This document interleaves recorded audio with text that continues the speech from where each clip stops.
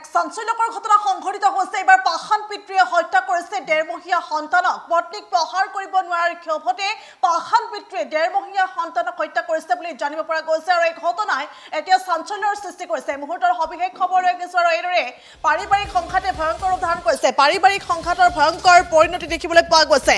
পাৰিবাৰিক সংঘাতৰ বাবে এইবাৰ প্ৰাণ হেৰুৱাবলগীয়া হৈছে ডেৰমহীয়া সন্তানে। পিতৃ মাতৃৰ মাজত কণ্ডল আৰু সেই কণ্ডলত প্ৰাণ গ'ল এটি ডেৰমহীয়া সন্তানৰ। গোৱালপাৰাত সংঘটিত হৈছে এই ঘটনা। গোৱালপাৰাৰ লক্ষীপুৰত সংঘটিত হৈছে এই ভয়ংকৰ ঘটনা। পতি পত্নীৰ মাজৰ কণ্ডলে এই ভয়াৱহ ৰূপ ধাৰণ কৰিছে। পতি পত্নীৰ গৃহ কণ্ডলত প্ৰাণ গৈছে এটি ডেৰমহীয়া দেৱ শিশুৰ। পাষাণ পিতৃয়ে হত্যা কৰিছে। পাষাণ পিতৃ ৰমেশ আলীয়ে হত্যা কৰিছে ডেৰমহীয়া পুত্ৰ সন্তানক। দলিয়াই হত্যা কৰিছে অতি নিষ্ঠুৰভাৱে। পিতৃয়ে দলিয়াই হত্যা কৰিছে ডেৰমহীয়া পুত্ৰ সন্তান মাহমুদ আলীক। আৰু গোৱালপাৰাৰ লক্ষীপুৰত সংঘটিত হৈছে এই হৃদয় বিদাৰক ঘটনা। পুনৰলৈ কৈছোঁ, গোৱালপাৰাৰ লক্ষীপুৰত এইবাৰ পাৰিবাৰিক গৃহকণ্ডলে ভয়ংকৰ ৰূপ ধাৰণ কৰিছে। পত্নীক এইবাৰ প্ৰহাৰ কৰিব নোৱাৰাৰ বাবে ৰমেশ আলী নামৰ লোকজনে নিজৰে সন্তানক অৰ্থাৎ ডেৰমহীয়া পুত্ৰ সন্তানক দলিয়াই হত্যা কৰিছে বুলি ইতিমধ্যে জানিব পৰা গৈছে। এই ঘটনাৰ পাছতে এক হাহাকাৰ পৰিৱেশে বিৰাজ কৰা পৰিলক্ষিত হৈছে আৰু ইতিমধ্যে সেই লোকজনক আৰক্ষীয়ে গ্ৰেপ্তাৰ কৰিছে বুলিও জানিব পৰা গৈছে। আৰু ডেৰমহীয়া পুত্ৰ সন্তানটিৰ নাম মাহমুদ আলী বুলি জানিব পৰা গৈছে। আৰু মাহমুদ আলীক এইদৰে দলিয়াই হত্যা কৰিছে পাষাণ পিতৃয়ে।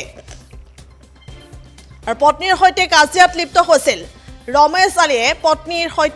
পত্নীৰ সৈতে মাহমুদা খাতুনৰ সৈতে আচলতে কাজিয়া কৰিছিল আৰু সেই কাজিয়াত লিপ্ত হৈছিল। আৰু পৰৱৰ্তী সময়ত এইদৰে পত্নীক প্ৰহাৰ কৰিব নোৱাৰাৰ ক্ষোভতে পুত্ৰকে হত্যা কৰিছে ৰমেশ আলীয়ে। আৰু সমগ্ৰ ঘটনাৰ পাছতে ইতিমধ্যে আৰক্ষীয়ে গ্ৰেপ্তাৰ কৰিছে বুলি জানিব পৰা গৈছে ৰমেশ আলীক। পুনৰলৈ কৈছোঁ, গোৱালপাৰা লক্ষীপুৰত সংঘটিত হৈছে এই হৃদয় বিদাৰক ঘটনা।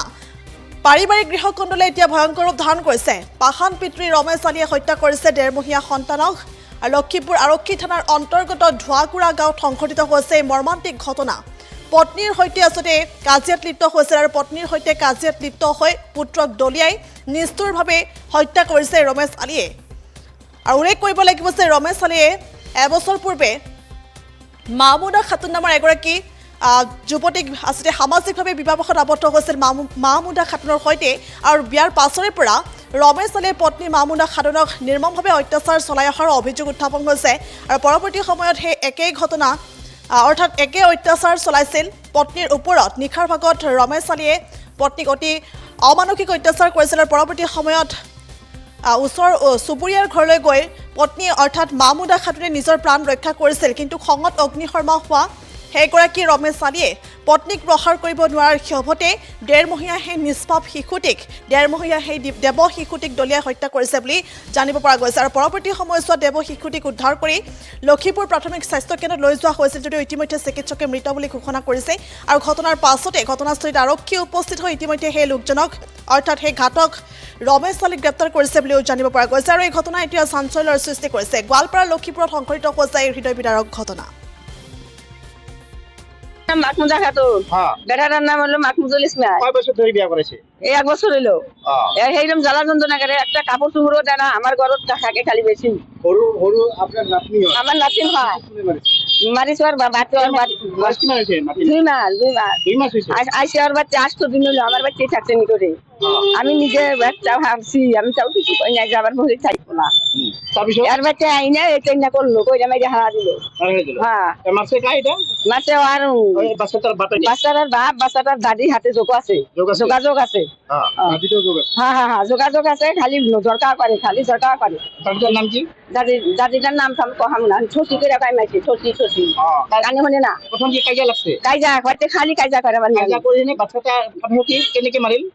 ওর বাচ্চার বাপে আসার দিছে মায়ের হাতে আখ করিয়া খালি কাইজা করে যে বউ বেশি মাইরে হাল্লা দিল। মায়ের হাতে রাখতে আসার দি মারি আসার দিয়ে মারছে। বাবা বেটাকে যা বুদ্ধি যায় বেটা তাই করে। মায়ের যা কয় তাই হনি। ঠিক আছে মাকমুজা খাতুন হ্যাঁ বেটাটার নাম হলো মাকমুজুল ইসলাম কয় বছর ধরে বিয়া করেছে এই 1 বছর হইলো সেইরকম জ্বালা যন্ত্রণা করে একটা কাপড় চুপড়ও দেয় না আমার ঘরত থাকে খালি বেশি হরু হরু আপনার নাতনি হয় আমার নাতিন হয় শুনে মারিছে মারিছো আর বাচ্চা আর মাস কি মারিছে নাতনি 2 মাস 2 মাস হয়েছে আইসে আর বাচ্চা 8 দিন হলো আমার বাচ্চাই থাকছে নি করে আমি নিজে বাচ্চা ভাবছি আমি তাও কিছু কই না যে আমার বলে থাকবো না তারপর আর বাচ্চা আইনা এটা না করলো কইরা মাইরা হারা দিল মারা দিল হ্যাঁ মাসে যিকোনো খবৰৰ বাবে যোগাযোগ কৰক 7099017330 লগতে 7099017110 নম্বৰত।